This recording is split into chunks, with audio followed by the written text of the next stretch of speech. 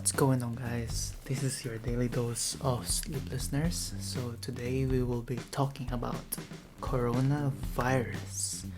We will be talking about where is the origin of coronavirus, why is it called coronavirus, symptoms of coronavirus, and much more. So stay tuned. I prepared a lot for this video, so hopefully you can watch me do this. Not actually watch, but try to listen and maybe watch a lot, some part of my video. So let's see. So why is it called Corona? Is it like a king of viruses? Is it like a queen? Is it like second to the most powerful virus, I would say? So yeah, so it is called coronavirus because the virus itself, it is somehow covered with this little corona-like particles on the outside of the virion. So virion is the actual body of the virus.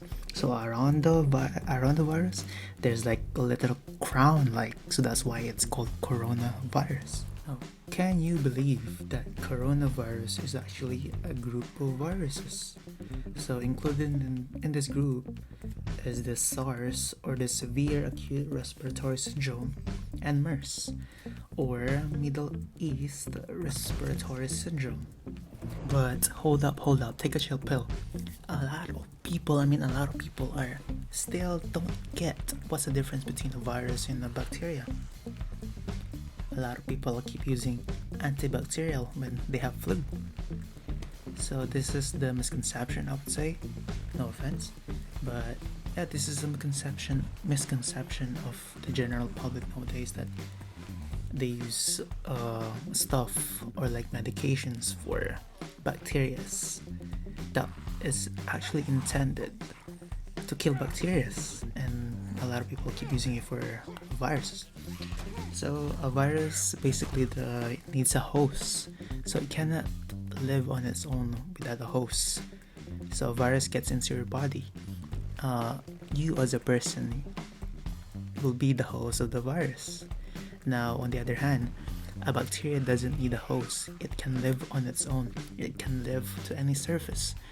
It can live to your doorknob. It can live to your mouse. It can live to your iPhones.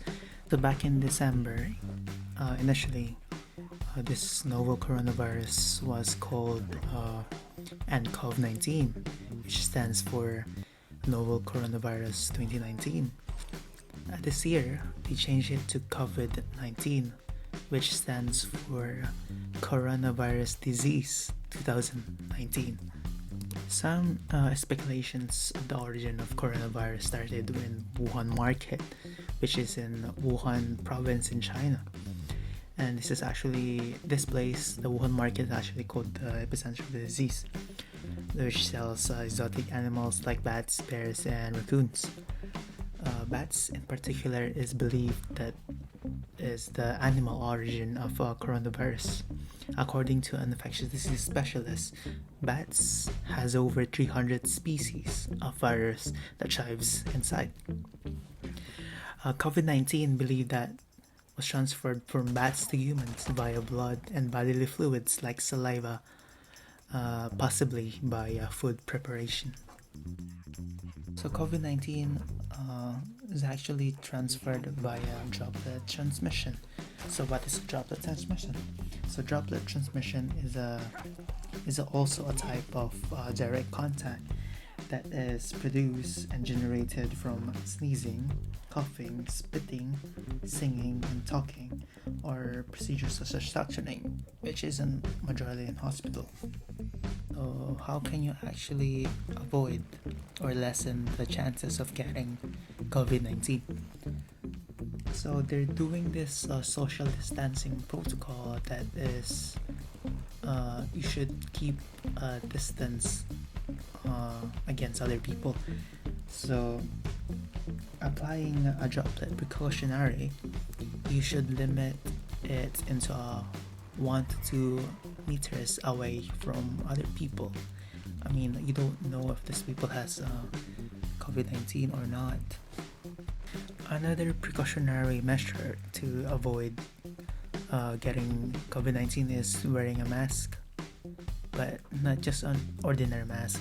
It has to be a surgical mask or the ones they use in the hospital, because this is the actual mask that can filter the air particles that may have been contact with COVID-19. And of course, one of the general measures to avoid COVID-19 is just doing your basic hygiene, like washing off your hands, covering your nose and mouth when you sneeze, and basically avoid contact with other people with suspected flu, just a flu.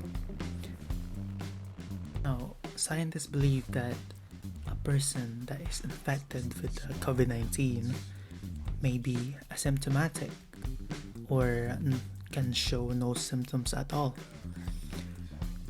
The incubation period of COVID-19 can last up to 14 days. So basically, for 14 days, you may get the virus, but you show no symptoms at all. COVID-19 symptoms include cough, fever, shortness of breath, throat pain, and runny nose. So basically, this is like a pneumonia-like disease.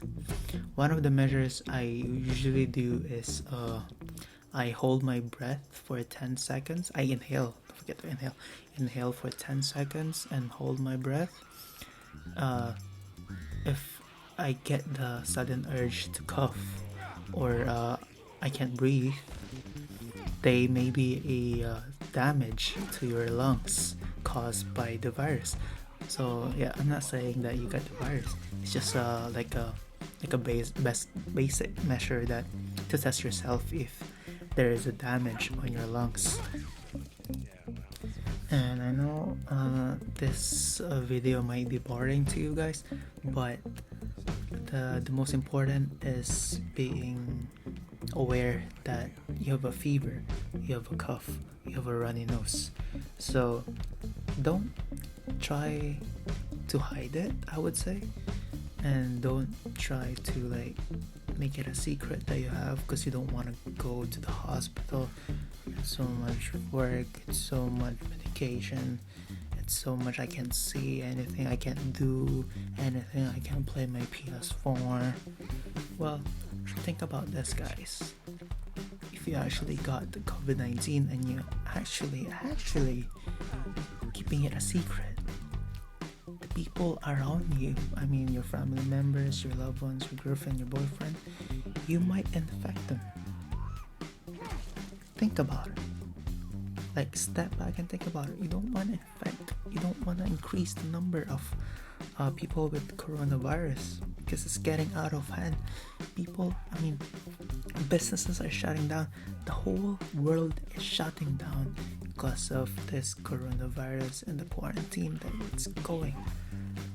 So it's really sad that you can't go out, you can't do the things that you want.